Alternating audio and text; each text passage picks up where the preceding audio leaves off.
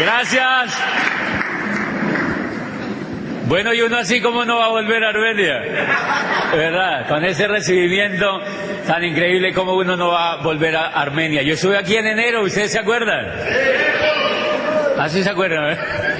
Ok, y pues me alegra muchísimo estar aquí esta tarde para ayudarles y para compartirles lo que yo he vivido, un poquito de la experiencia que yo he vivido con esta tremenda oportunidad de negocio, para que las personas pues tomen en serio esto, así como es una empresa y la oportunidad de construir un futuro. Pero bueno, antes de comenzar, quiero dar las gracias a las personas que me invitaron, quiero agradecer a todos sus diamantes, a todos sus equipos de apoyo, en principio y principalmente a Rodrigo y Gloria Correa, que pues los vi ahorita aquí en el auditorio. Ellos son dos diamantes, una pareja de diamantes que yo quiero mucho y que pues se han robado mi cariño por lo especiales que son y por lo buenas personas que son y por los tremendos líderes que son para este mercado. Y así para todos sus diamantes, no los quiero nombrar a todos porque de pronto alguien se me queda por fuera, pero a todos sus diamantes yo les envío un gran saludo por la confianza que ellos han tenido para que yo venga a ayudarles esta tarde un poquitico a ver ese negocio. Y a las personas que me ayudaron a llegar a Armenia, les quiero agradecer a Juan David y a Sandra. Mire esta pareja que aquí está Gloria y Rodrigo, no los había visto que ya habían entrado al salón. Y a Sandra y a Juan David, yo los quiero muchísimo y los admiro. Ustedes tienen tremendos líderes que están corriendo con ustedes esta carrera, y correr esta carrera con líderes comprometidos no es lo mismo que correrla sin ellos. Porque gracias a ellos que están corriendo y que están dándole el ejemplo a ustedes, ustedes creen que también se pueden. Hace poquitico en Armenia no había mucho. Y gracias a las decisiones que ellos tomaron, pues este mercado está tomando una forma increíble y de esta ciudad se está hablando mucho. Y quiero agradecerle a las personas que me ayudaron a llegar hoy de Manizales. Yo estaba en Manizales y llegué hoy aquí a Armenia, básicamente a Miguel y a Patricia y a Mélida, que estuvieron preciosos conmigo todo el camino, y a Laura y a Oscar, que han sido mis hosts aquí en Armenia. Muchas gracias a ellos. Yo les pido para todos estos líderes un gran aplauso de agradecimiento.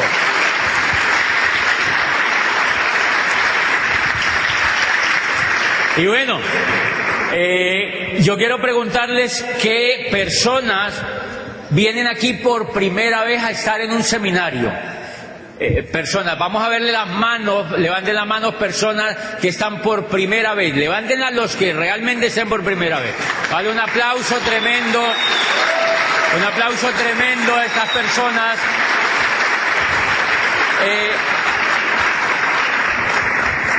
Bien, y esto nos va a servir, este seminario nos va a servir para todos, para los que ya llevamos un tiempo en el negocio y para los que vienen por primera vez, para que valoren la oportunidad que tienen en las manos. Porque yo vi este negocio hace 10 años, un poco más de 10 años, unos 12 años. Yo en la historia les voy a contar un poquitico más, pero a mí me lo presentaron hace unos 10 años. Y yo era rector de una universidad privada en Popayán. Yo hace poquito había cumplido los 27 años, o sea, para que no saquen cuenta, los dejo despistados. Pero yo no vi el negocio porque estaba muy encumbrado como profesional, o sea, yo decía, yo abogado, ya rector de una universidad, pues, ¿qué me voy a poner a hacer eso? Y no lo hice. Y ya en la historia se van a dar cuenta de lo que pasó. ¿Por qué no lo hice? No lo hice porque no entendía. No lo hice por carencia de información y por estar desubicado en el momento histórico en el que estaba viviendo.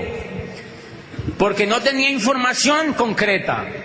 Porque no estaba ubicado en el momento histórico que estábamos viviendo. Y entonces yo no lo vi por eso, porque no entendía realmente qué tan importante era hacerse uno empresario de esta economía. Bien, yo quiero comentarles una cosa que es bastante seria en el tema, pues, económico. Yo les quiero preguntar, señores, a todos, ¿quiénes de los que están aquí creen que es muy importante saber, bueno, no saber economía, pero sí saber, bueno, la pregunta es así: ¿quiénes de los que están aquí creen que es importante jugar un papel preponderante en la economía donde uno vive? ¿Quiénes creen que es importante? ¿Verdad que sí? Es una pregunta tonta. ¿Quiénes creen que es importante jugar un papel trascendental en la economía donde uno vive? Todos levantan la mano. Por supuesto que es fundamental, y eso es lo que yo les voy a hablar esta tarde, para que ustedes comprendan que hacer este negocio hoy en día no es opcional. No es opcional. No es opcional. Hacer ese negocio hoy en día, yo veo gente que ve este negocio y uno le dice, ¿por qué no has arrancado? Y dice, no, es que todavía lo estoy pensando. Es que estoy mirando. Y hay gente que me dice, es que no sé qué es lo que me pasa. Y a veces me encantaría pegarles así como un pellizcón. Porque yo digo, esta persona no entiende. Esta persona no entiende en el momento histórico en el que vivimos y no entienden realmente en qué papel juega en la economía. Entonces vamos a contarles un poquitico, les voy a contar un poquitico cómo ha sido, miren, la economía. ¿Se oye como eco o se oye bien? ¿Ok? La economía es un jueguito. La economía es un juego en el cual algunos se saben las reglas y otros no. ¿De acuerdo? Es un juego. En ese juego hay algunos que se saben las reglas y otros no. Resulta que ese jueguito se transforma a medida que la humanidad se transforma. Entonces las reglas de ese jueguito van cambiando y hay personas que pierden el olfato de cómo han cambiado las reglas y entonces no pueden jugar bien el jueguito. Yo les pongo un ejemplo.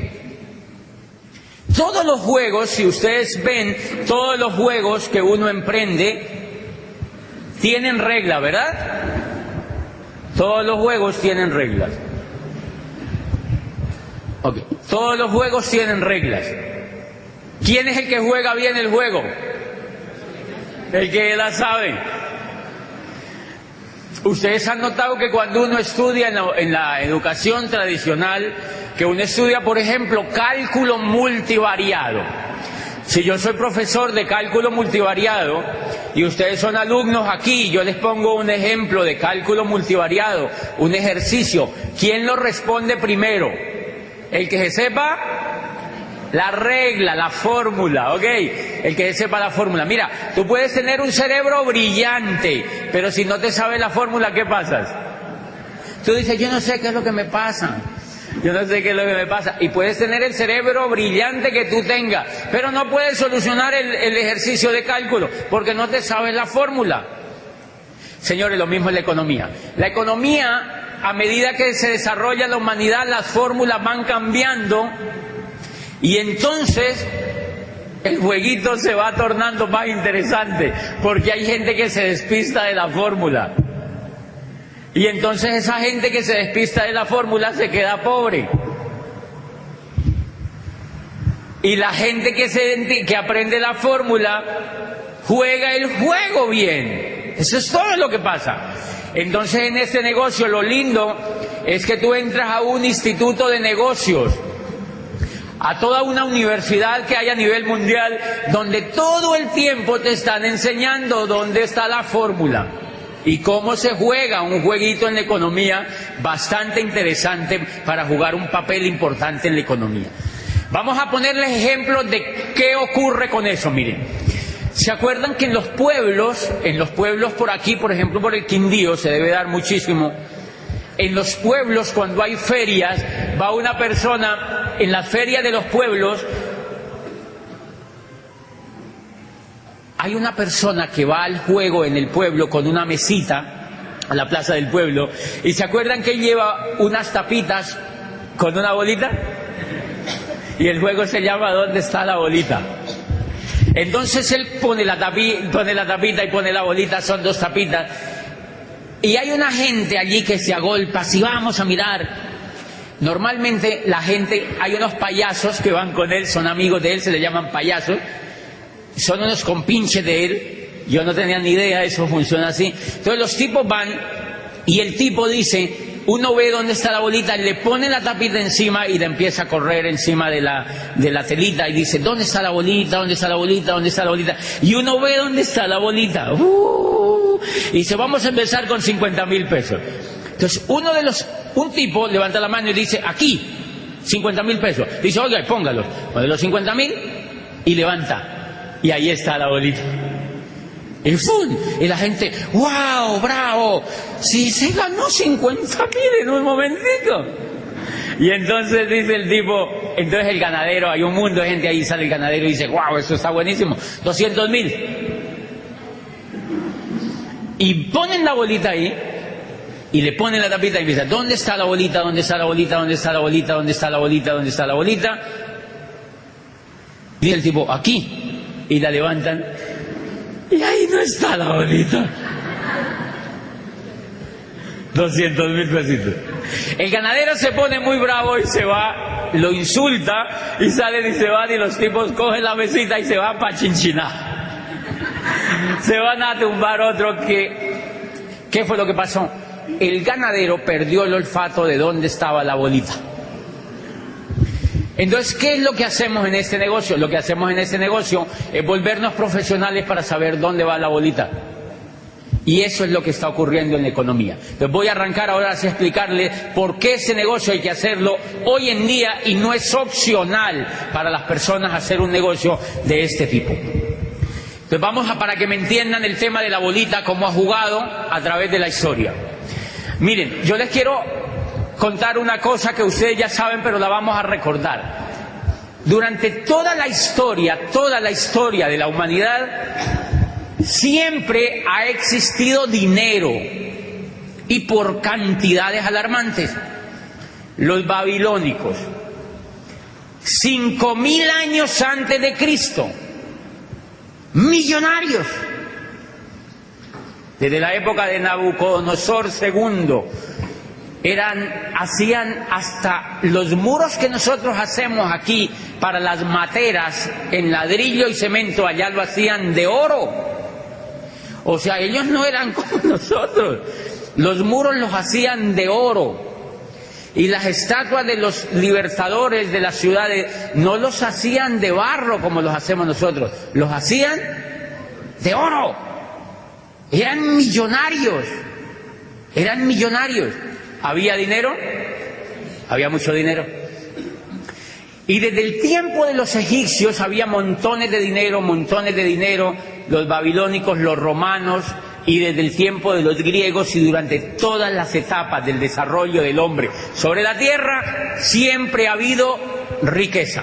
Lo que pasa es que esa riqueza solamente la manejan los que saben dónde está la bolita.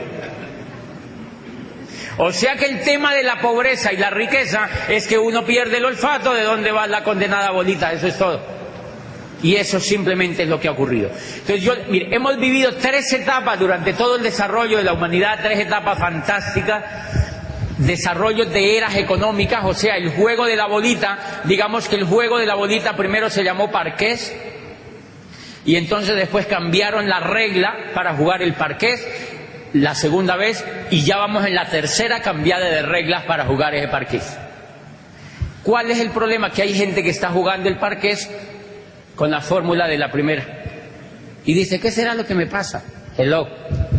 O sea, no sabe cómo cambiaron las reglas y por eso la economía de él la tiene achurruscada. O sea, no capta dinero porque sencillamente perdió las reglas de dónde va la reglamentación de ese juego. Entonces yo les quiero preguntar, aquí hay administradores, me imagino economistas, ingenieros industriales, la primera gran era del juego de la economía, ¿cómo se llamó?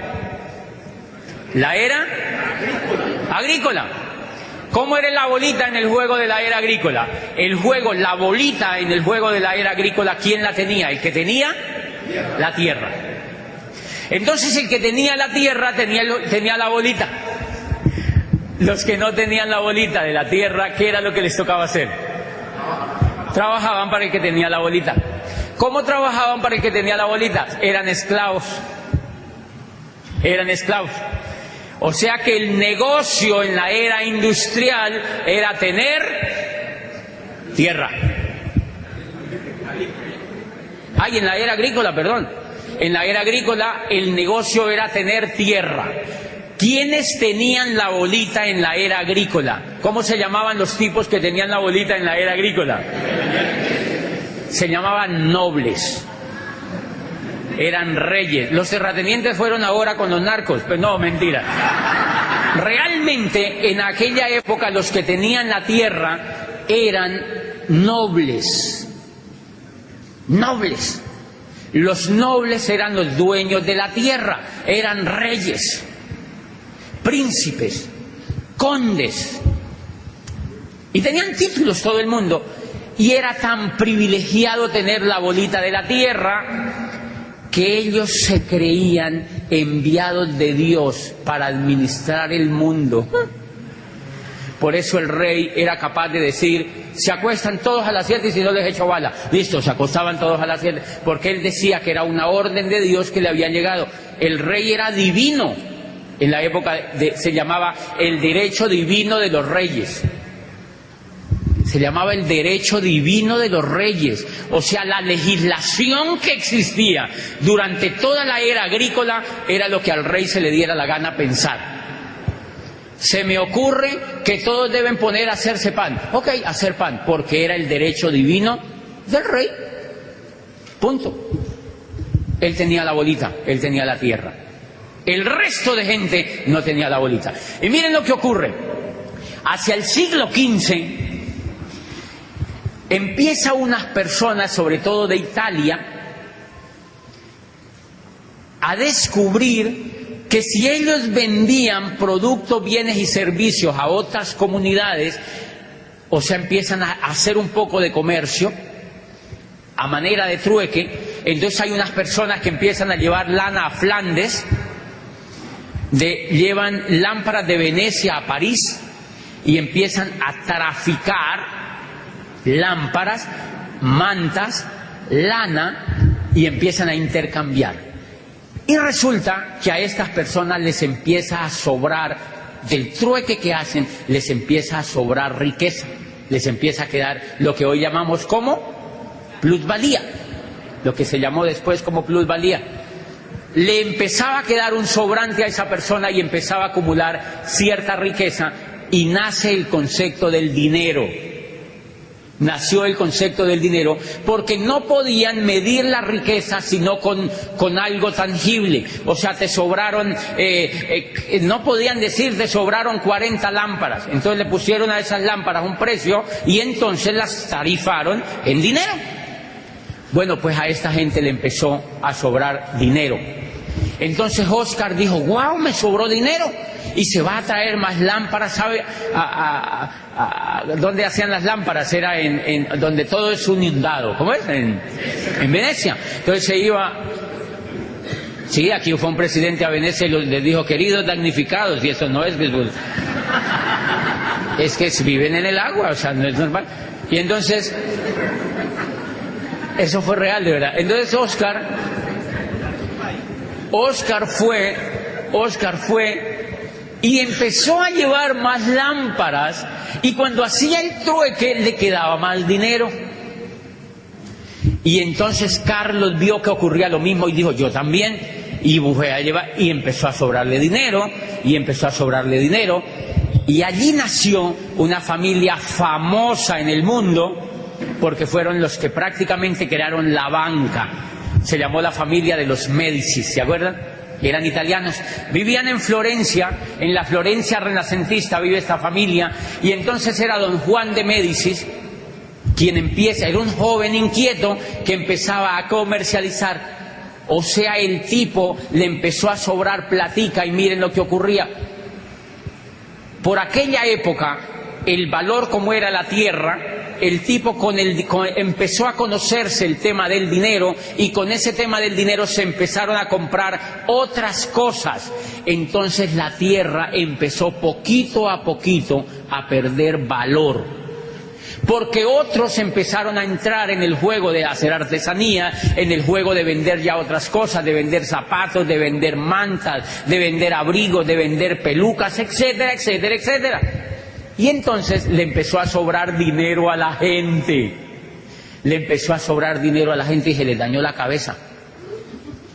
Y entonces este señor Juan de Médicis, que era el que más le sobraba dinero, se montó en Brujas, lo que se llamó el nacimiento de la banca, porque él empieza a montar allá sedes de la distribución de los bienes y servicios que él traía de otros países para Italia, por ejemplo, y entonces a él le empieza a sobrar más dinero. Y el noble que tenía la tierra tiene la tierra pero no tiene dinero.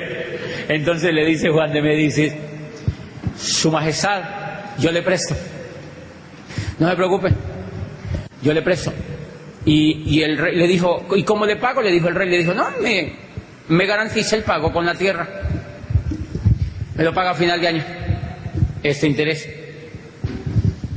Eso era muy arcaico.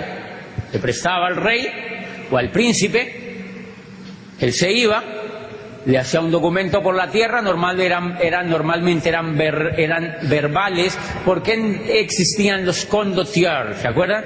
Que eran ejércitos mercenarios. O sea, si no pagaban, tranquilos, los mataban, o sea, no pasaban. O sea que eso no es nuevo, eso no es nuevo. Entonces ellos tenían su propio ejército, y un ejército de eso, nada menos que el conde Felipe Visconti, que vivía al norte de Italia, en Milano, se hizo amigo de un tipo muy joven, muy grande, era un condottiere, era como un militar, y le dijo: venga para acá, trabaje para mí. Y este señor después se casa con su hija y se llamó Francisco Sforza, ¿se acuerdan? ¿Seguro se acuerdan? Se llama Francisco Sforza. Entonces en el norte de Italia viven ellos, y los otros viven en Florencia renacentista. Pero ¿a qué viene todo eso? A que entonces el señor de Médicis le prestaba al noble la plata, le empeñaba la tierra al rey, y cuando terminaba el año el rey estaba pelado, entonces no le podía pagar, y le decía a Juan de Médicis: tranquilo, se quedaba con la tierra. Entonces paulatinamente los nobles empezaron a quedar sin la tierra, quedaron solamente con el título, pero nobles. ¿Algo parecido con la realidad hoy en día? O sea, quedaron nobles pero pelados, con títulos pero pelados, status pelatus empezaron a ver ahí. Y este señor Juan de Médicis se vuelve millonario y crea la banca. Se inventó la banca porque dijo: mira, empecemos a prestarle plata a todo el mundo y se la prestamos a interés, y el que no pague lo embargamos, punto. Y allí nació la banca. Ay, eso ha funcionado también. Eso fue una idea preciosa, porque miren ese mundo de bancos que hay, se lo inventó Juan de Médicis. Señores, estaban haciendo la segunda era, y estaba muriendo la primera era. La mayoría de la gente entonces empezó a hacer lo mismo, a comercializar, y muchos esclavos, que eran esclavos durante la era agrícola, empezaron a aprender a mercadear productos, bienes y servicios, y empezaron a tener dinero, y al tener dinero se liberaron. Pero hay una cosa muy interesante: a estos señores que les sobraba mucho el dinero, sobre todo a los Médicis y a estas familias que les sobraba mucho el dinero, dijeron: bueno, ¿qué hacemos ahora? Nos está sobrando el dinero, ¿qué hacemos con este dinero? Y la gente está demandando productos, bienes y servicios. Y adivine qué montaron. Las primeras fábricas pequeñitas empezaron a fabricar cosas, empezaron a fabricar cositas, empezaron a fabricar abrigos, empezaron a fabricar zapatos en serie, empezaron a hacer cobijas, empezaron a hacer trajes de lana, etcétera, etcétera, etcétera. Señores, y la gente se empezó a dedicar a montar pequeños negocios propios en sus casas, en las esquinas, y los que tenían dinero montaron fábricas. Pero había un problema complicado. La gente le empezó a gustar esto y la era agrícola empezó a no ser competitiva, y entonces la gente empezó a montar empresas, sobre todo fábricas. ¿Y allí qué estaban haciendo? La segunda era. ¿Cómo se llamó? La era industrial. Y miren el origen de esa era. El origen de esa era cambió todo el juego de la bolita. Ahora ya la bolita no la tenían los que tenían la tierra, sino que la tenían los que tenían el dinero. Por eso se llamó la era capitalista, señores, porque el soporte de la era industrial fue el capital. Y entonces con ese capital, ¿qué montaron? Fábricas, montaron empresas. ¿Ok? Sigue el juego de la bolita. Los que no tenían dinero, ¿qué les tocó hacer? Trabajar para los que tenían dinero. Y bueno, ahí cambió el juego de la bolita para el resto. Había un problema tremendo porque cuando...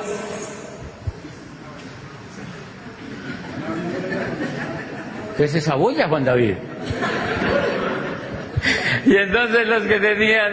Allí surgió un problema tremendo porque cuando empezaron a montar las industrias, estaba vigente, el sistema que estaba vigente de trabajo era la esclavitud.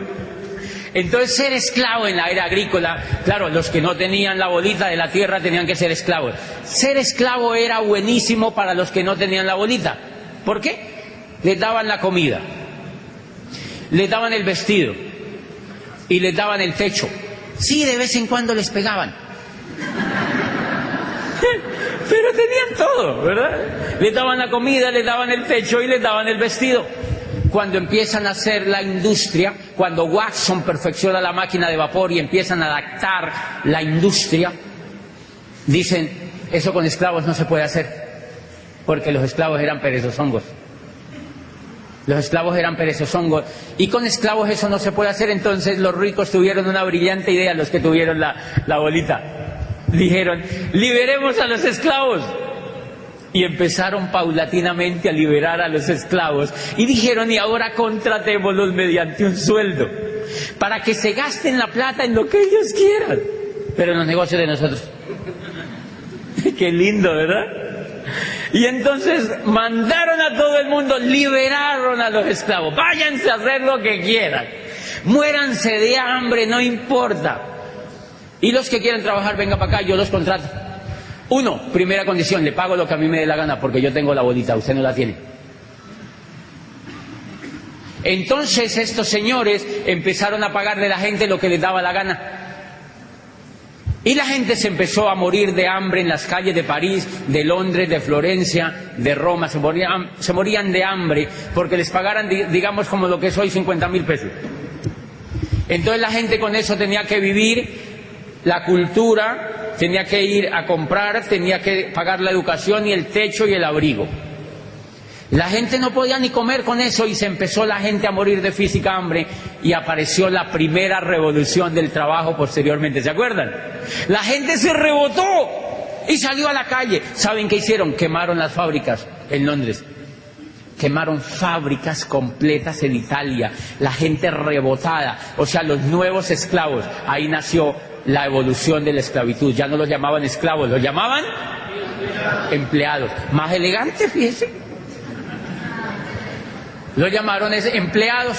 Y entonces se rebotaron los empleados, los trabajadores, quemaron las empresas y exigieron que las cosas cambiaran.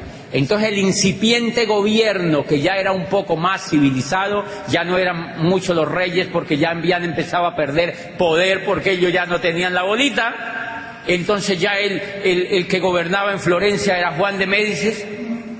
El rey lo mandaron para el carajo, porque él perdió la bolita. ¿Quién lo mandó a no saberse la regla? Entonces chao al rey, Y Francisco Sforza en Milano se hizo el duque. Felipe Visconti murió, lo enterraron y él se casó con la hija de Felipe Visconti, era un soldado de... Y entonces Felipe Visconti se murió y Francisco Sforza lo proclamó el Consejo de Milán como el nuevo duque de Milán. Francisco Sforza, el que tenía la bolita. Y en Florencia proclamaron a Juan de Médici y toda esa gente. Ok, cuando la gente se rebota, cuando los trabajadores se rebotan, exigen que cambien las condiciones y el incipiente gobierno entonces sale y dice, ok, ustedes pueden contratar a la gente, la pueden emplear, pero mínimo les tienen que pagar el salario mínimo. Y ahí nació el salario mínimo. Ese es el origen del salario mínimo. Empezaron a tener una noción del salario mínimo. Les dijeron mínimo, les tienen que pagar lo mínimo. Adivinen por qué el salario mínimo es salario mínimo. Para que la gente no se vaya a morir de hambre. Es como para que estén ahí respirando así, como para que al menos medio alcancen a ir a trabajar y se acuesten y vuelven y se paran y vuelven y lleguen y vuelven y se paren y vuelven y lleguen, como para que no les falte el oxígeno al menos papa y yuca comen, arroz, no importa, para que alcancen medio a respirar. ¿Ok? Y les hicieron una segunda prohibición. Les dijeron, ustedes pueden seguir empleando a la gente, les tienen que pagar mínimo el salario mínimo. Y segunda prohibición, no les pueden pegar. Por eso los empleados no le pegan. Por eso es que a un empleado no le pegan. No le pegan físicamente, pero le pegan psicológicamente. O sea, la violencia cambió. Adivinen qué fue lo que pasó. Sencillamente la esclavitud evolucionó porque perdieron el olfato de dónde iba la bolita. Y hubo una gente que sí supo para dónde iba la bolita y se volvió industrial en esa época. Y entonces hay una cosa que yo les quiero explicar a partir de ese momento. Para eso les cuento esto. Miren, la era industrial estandarizó todo. Trajes en serie, zapatos en serie, correas en serie, cachuchas en serie. Aquí se puede decir cachucha, ¿verdad? Ok. ¿Sí? Es que como yo acabo de venir de Argentina, imagínate. En Argentina cachucha es el órgano femenino, imagínate. Entonces yo allá le dije a una señora, ay, qué linda cachucha, y la señora me miró re mal y dijo, ay, ¿cómo así? La señora, no se puede decir cachucha ya. Casi me muero de la pena ya, porque allá no se puede decir cachucha.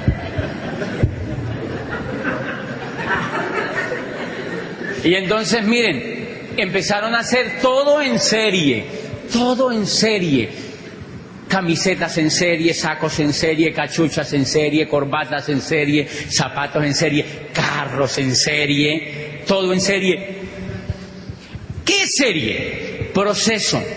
Meten por aquí y salen por aquí, meten por aquí y salen por acá, meten por aquí y salen por acá, meten por aquí y salen por acá. Señores, la educación ha existido durante toda la vida, durante toda la existencia de la humanidad, y una de las cosas que estandarizó la era industrial, adivine qué también fue la educación. Entonces, como en la era industrial todo lo patentaron y lo estandarizaron y lo empaquetaron, la educación también la empaquetaron. Entonces la educación la montaron como empresa y la empaquetaron. Entonces dijeron, ok, un niño tiene que nacer, estar con sus padres un tiempito y después nos lo tienen que mandar al antejardín. Lo metemos por aquí, lo sacamos por aquí. Lo metemos por aquí, lo sacamos por aquí. Ok, y después dijo, ok, yo monto el jardín. Y me lo mandan a mí. Y entonces lo metemos por aquí y lo sacamos por aquí. Y después dijo, y después sigue la escuela. Son 5 años. Tiene que ir 5 años allá y yo le enseño lo que yo quiero, no lo que él quiere. Lo metemos por aquí y lo sacamos por aquí. Y después sigue. Entonces empaquetaron cómo ser profesional. Durante todas las épocas de la humanidad ha habido médicos. Hipócrates era médico, señores, pero él no fue a la facultad de medicina y es el padre de la medicina. Allá no habían universidades, por fortuna, pero él es el padre de la medicina. En la era industrial dijeron, empaquetemos la medicina y la vendemos como producto. Los metemos por aquí, les hacemos ir 10 semestres por aquí, por aquí, por aquí, por aquí, por aquí, y los sacamos por aquí. Psicología como proceso, enfermería como proceso, administración como proceso, como si fuera fabricando salchichas. Igualitico como si fuera una fábrica de salchichas. Entonces empezaron a sacar médicos, abogados, ingenieros, médicos, abogados, ingenieros, enfermeros, profesores, médicos, filósofos, economistas, igualitico como salchicha. Y va. Y la mentalidad de todo lo que sacaron era para que se adaptara a la era industrial. ¿Qué necesitaba la era industrial? Empleados profesionalizados. No necesitaban industriales, ni necesitaban empresarios. ¿Para qué yo voy a educar a un empresario si el empresario soy yo? Usted lo que tiene que es ir a estudiar para que me haga caso a mí, punto, y se acabó, para que trabaje para mí. Por eso entonces la educación, en ninguna parte le hablan a usted de que usted estudia para que se vuelva empresario. Le dicen, no, cállese y sigue estudiando, porque usted sale a trabajar para otro. Entonces miren los títulos: administrador de empresas. No le dicen creador de empresas, sino administrador de empresas. O sea, para que sea pobre toda la vida, para que le administre la empresa a otro. Porque usted lo vamos a educar para que usted sea pobre, para que trabaje para otro, punto, y se acabó. Y yo le pregunto a los jovencitos, ¿qué estudias? Administración de empresas. Y yo digo, ay, Dios mío, si supiera. Hello. Pero yo no sabía esto, señores. Y entonces empezaron a sacar ingenieros, médicos, abogados, psicólogos, administradores, economistas, como si fueran salchichas, salchichas, salchichas, salchichas. ¿Cuál es el gran problema?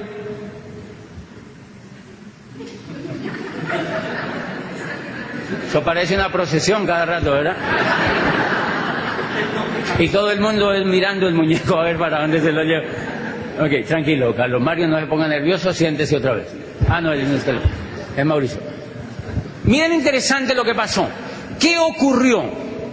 Claro, la era industrial le dice a la gente, si usted quiere ser competitivo y no tiene la bolita, vuelva a ser profesional. Señores, porque la gente entendió que para ganar la bolita tenía que hacer algo. ¿Y qué hicimos? La era industrial le dijo, vuelva a ser profesional. Vuelva a ser profesional. Y han visto que uno como profesional muerde un pedazo de la bolita, pero no muerde la bola completa, ¿sí me entienden? Porque uno lo que hace es pegarle mordisquitos a la bolita, ¿sí me entienden? Uno todo el tiempo es pegándole mordisquitos a la bolita, porque uno no tiene coco para ser empresario. Porque a uno no lo han educado para ser empresario, sino que lo educaron es para que trabaje para otro. ¿Están de acuerdo conmigo o no?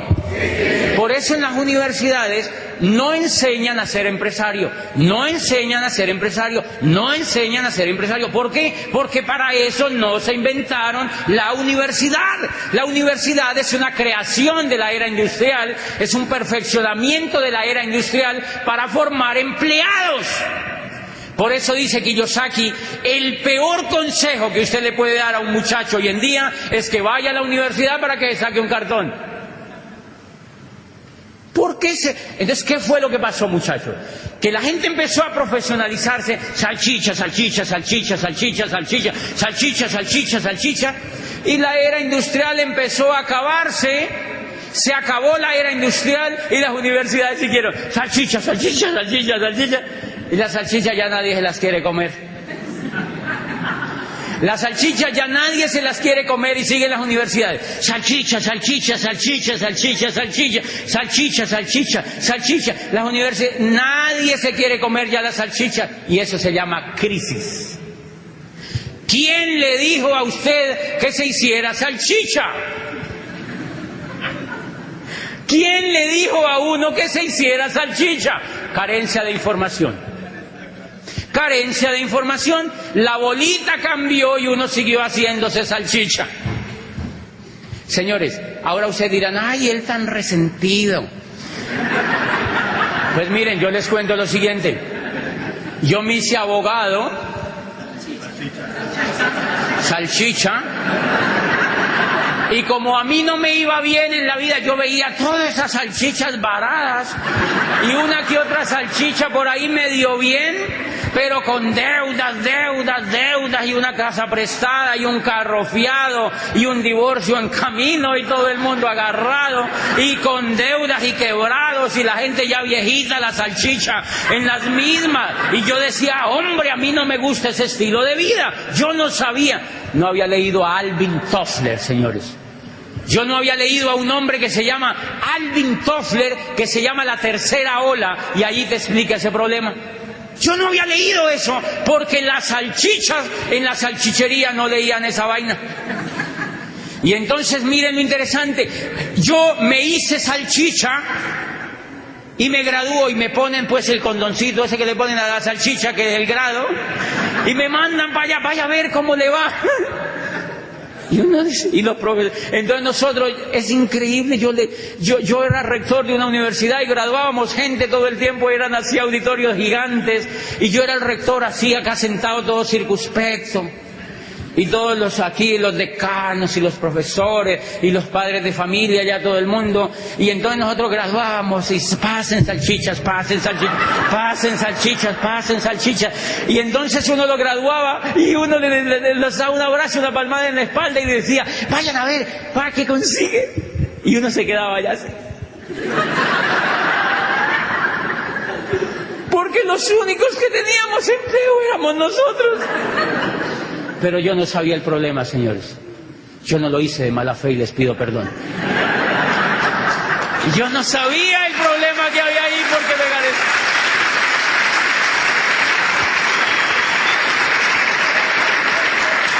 me faltaba información. La información es impresionante. No cualquier tipo de información. No es cualquier tipo de información la que hace falta. Y entonces yo sí veo a esos muchachos en la calle. No hay nada, dicen. No hay nada. Señores, los muchachos están regalando por 700,000 pesos. Estas empresas, y no es culpa de las empresas, es culpa de nosotros, los mismos papás y la misma cultura, por ignorantes, porque no nos hemos puesto en la tarea de averiguar y de hacer todo lo que hace Vicente. ¿Para dónde va la gente? ¿Para dónde va Vicente? ¿Para dónde va la gente? Y entonces, mi amor, ¿qué vas a hacer ahora? Vuélvete profesional. Y el muchachito dice, profesional, yo también. Porque él como que intuye, dice, salchicha, yo también. Señores, ¿saben por qué los niñitos no quieren estudiar? Porque no les gusta el estilo de vida que llevan sus papás. Los niños no quieren ir a la escuela. Me impresionó ahora en Nueva York, yo estuve ahorita en Nueva York, en una gira que me tocó hacer con este negocio, y yo le hablé a más o menos 3,000 personas en Nueva York y les contaba una cosa que me impresionó. Todos los días en el hotel donde yo estaba veía un comercial de televisión donde salía pagado por el Estado comerciales diciéndole a los jóvenes, por favor vayan a la escuela, por favor completen el bachillerato, por favor vuélvanse salchichas, por favor, porque no quieren ir los jóvenes a la escuela. Porque ellos no son tontolongos, ellos ya saben, ellos intuyen algo, que el mundo ya no es como los papás vivieron.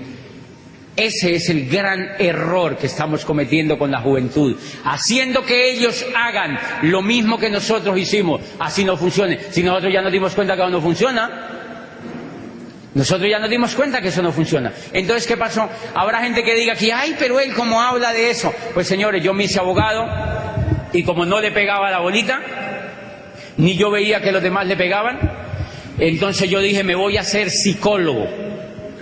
O sea que me hice salchicha vienesa. Yo ya era salchicha vienesa. Y como yo veía que esa vaina no iba para ningún lado, entonces me fui a especializarme. O sea, me fui a empaquetarme más, ¿no? A ver si me comía alguien. Me fui a empaquetarme más y me fui a especializarme. Y yo veía que esa vaina no daba y que no daba, y yo veía gente especializada, pelada. Yo dije, no debe ser. Yo había leído una cosa que Drucker decía, dice, la sociedad del futuro no se divide entre los que tienen y los que no tienen, sino entre los que saben y los que no saben. Entonces yo decía, yo ya estudié 2 carreras, hice posgrado, debe ser que me falte el doctorado. O sea que renuncié a mi trabajo y me fui a hacer un doctorado en Europa, o sea, hacerme salchichón. Me quería hacer salchichón cervecero, ¿eh?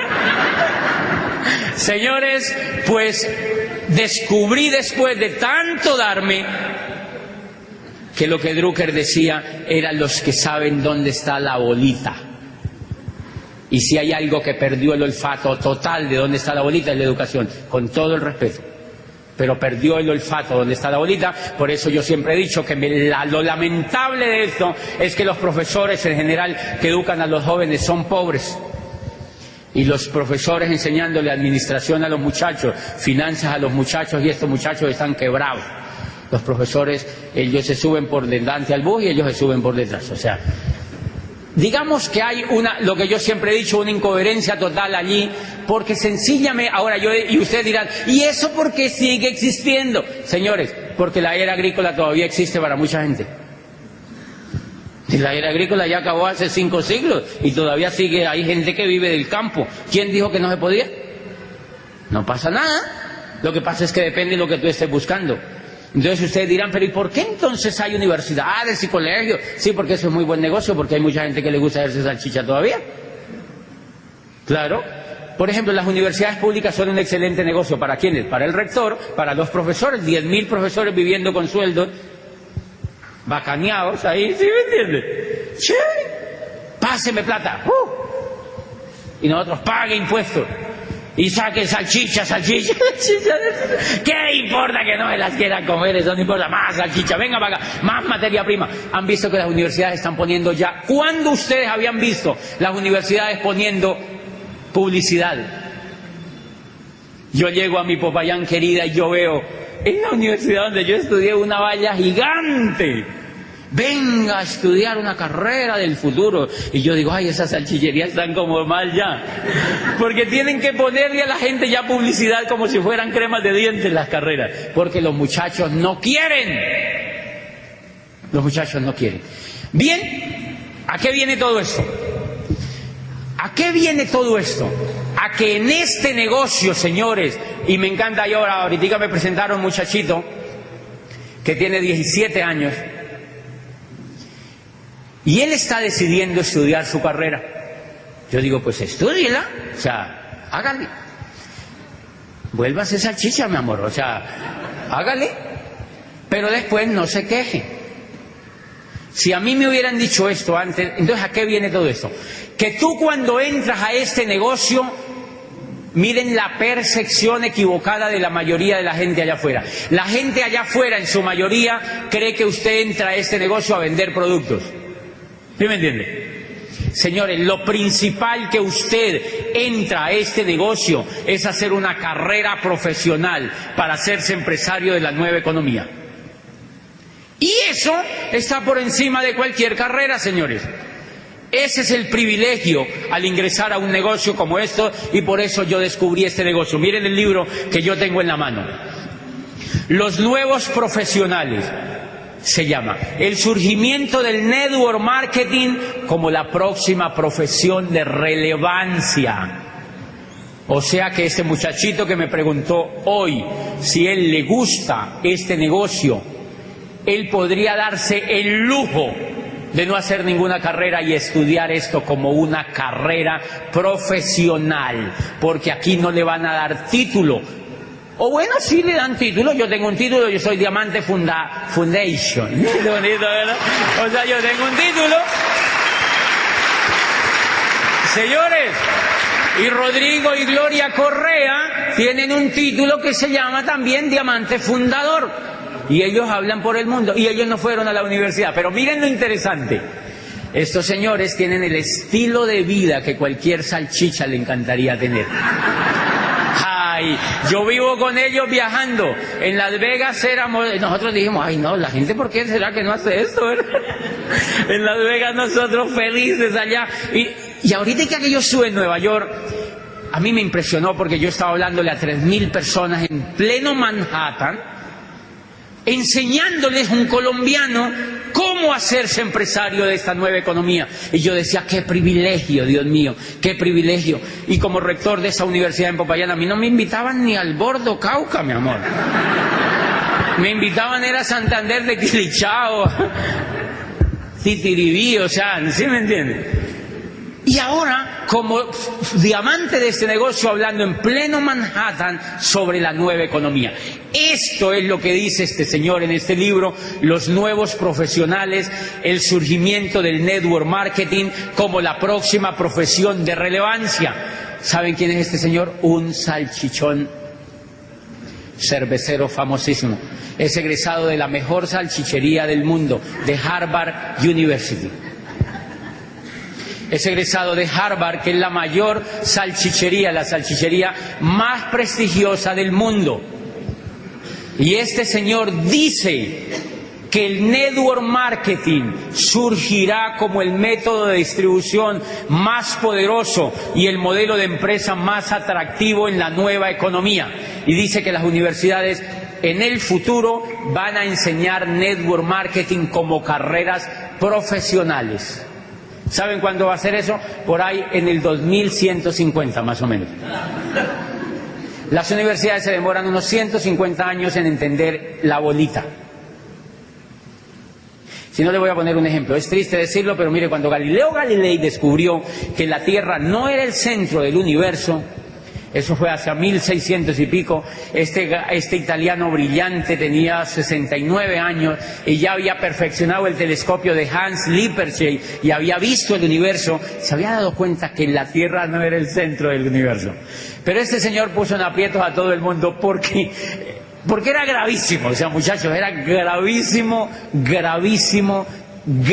Ustedes no se imaginan lo grave que era eso. No se imaginan lo grave que era eso. Me hacen una ceñita, Juan David. No se imaginan lo grave que era eso, muchachos. Galileo Galilei, hasta Galileo Galilei habían dicho que la Tierra era el centro del universo. ¿Saben cuánto llevaban diciendo eso? Cerca de 2000 años. Y Galileo Galilei perfeccionó el telescopio de Hans Lippershey y dijo, la Tierra es un puntico. Préstame un marcadorcito, por favor. Sí, ahí, si no, tranquilo. Okay. La Tierra es un puntico, así. Un infeliz puntico en el universo. Y todo esto se llama la Vía Láctea y es una solita y hay millones de vías lácteas. Y esta tierrita tiene un solcito. Y en ese solcito hay planetitas al lado. Y Júpiter es 300 veces más grande que ese pinche planetita. Y todos están en este rinconcito. Y todo esto es lleno de vías, solamente esto es la Vía Láctea. Y acá hay millones de vías lácteas. Y cada estrella tiene un grupo de planetas.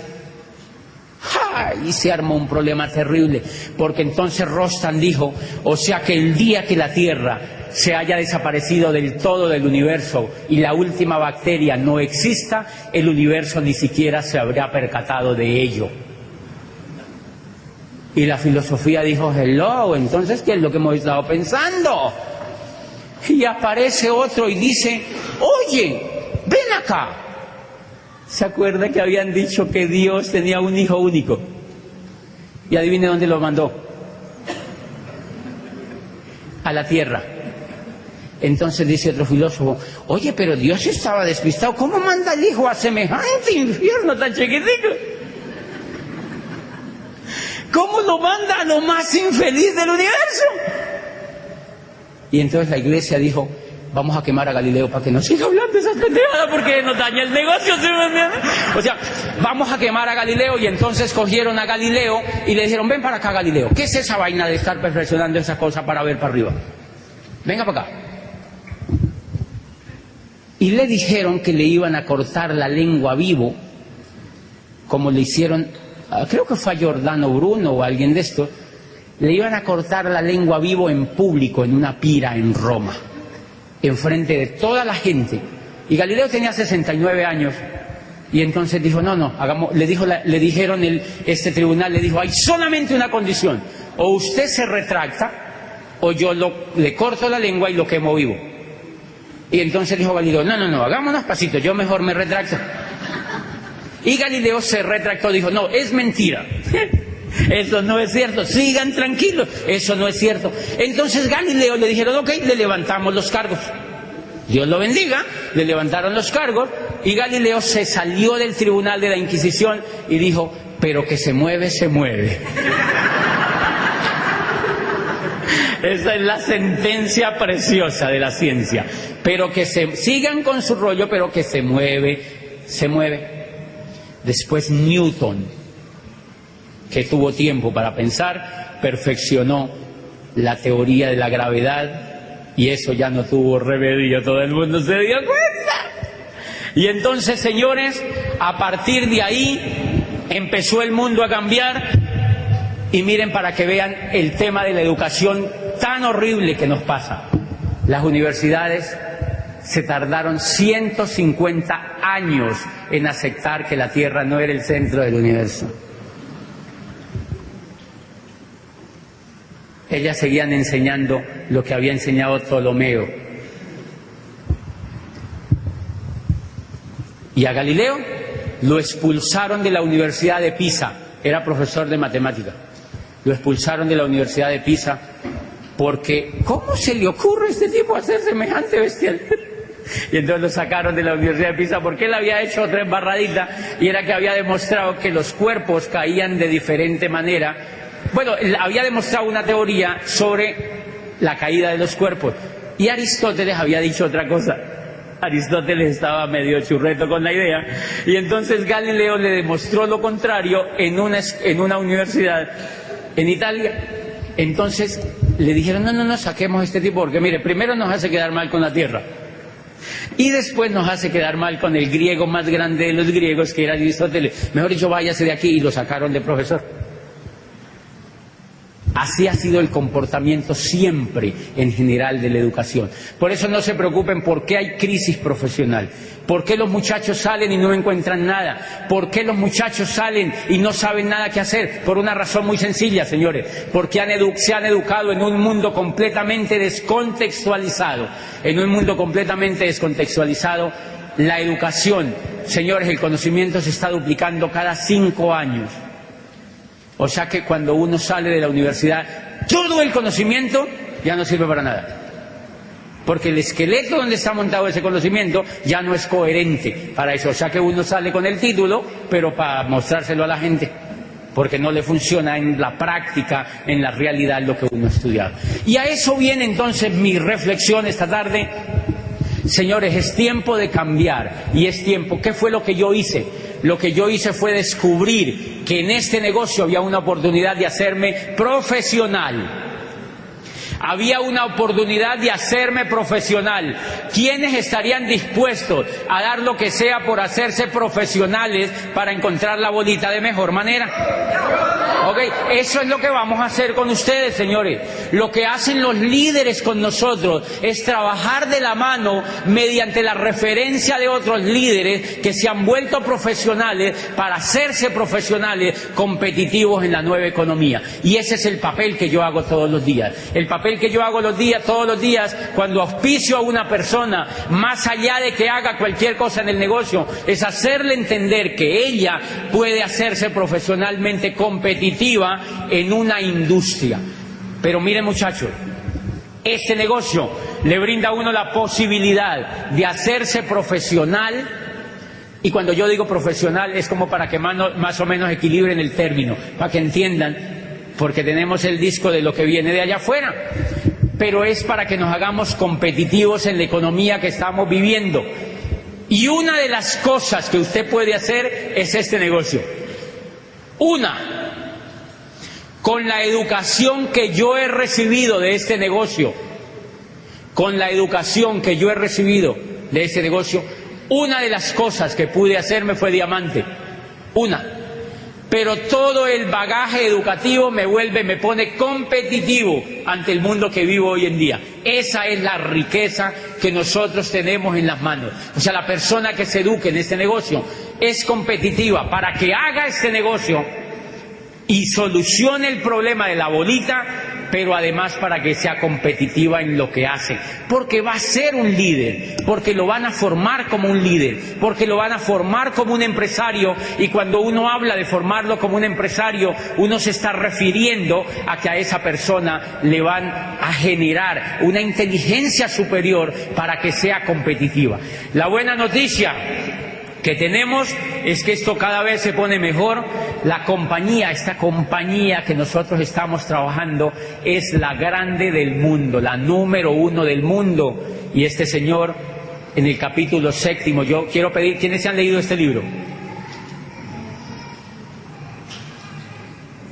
Muy poquitos. Muy poquitos.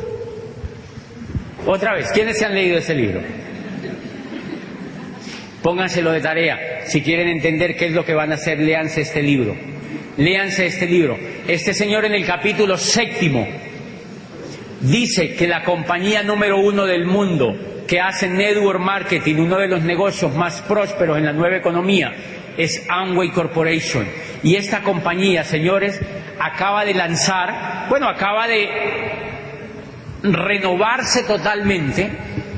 Y una de las cosas que acaba de lanzar es la universidad que, en mi concepto, es la más importante que va a existir en la nueva economía. Se llama Instituto de Negocios de Amway. Así se llama, Instituto de Negocios de Amway. ¿Saben quiénes son los profesores? Dale un aplauso porque eso es impresionante.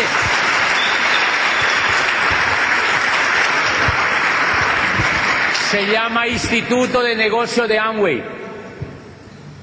Y la compañía empezó a financiar y empezó a meterse con todo para poner este instituto como lo más brillante que ellos han creado para seguir formando empresarios. Llevan 50 años formando empresarios, pero este tiempo les exige que ellos tienen que controlar muchísimo más el proceso, y entonces empezaron a apoyar la educación y se llama Instituto de Negocios de Amway. Los profesores, cerca de 5.000 diamantes del mundo entero. Y más de 50.000 esmeraldas en el mundo. Más de 50.000 esmeraldas en el mundo entero y cerca de 5.000 diamantes, o sea, personas libres financieramente, van a ser los profesores de tus hijos y van a ser los profesores de tu madre. Bueno, sí, de la suya. Y van a ser profesores de tus vecinos y van a ser profesores de tus amigos. Ese es el equipo que tiene Amway para formar los nuevos empresarios del futuro, y a esos que te han invitado a que seas profesional de este negocio y te dan el vehículo para que alcances la prosperidad financiera. Me alegro de estar con ustedes y ya nos vemos en la segunda parte.